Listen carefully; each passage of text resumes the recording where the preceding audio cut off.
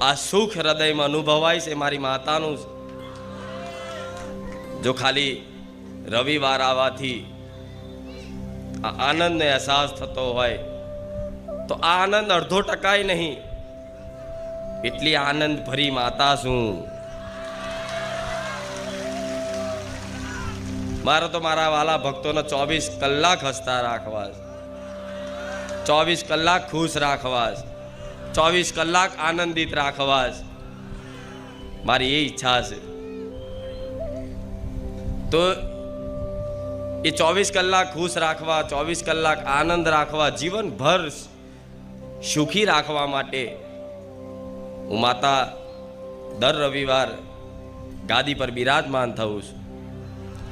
એ હેતુથી કે આવા લાખો ભક્તો આશા લઈને આવે છે સુખની,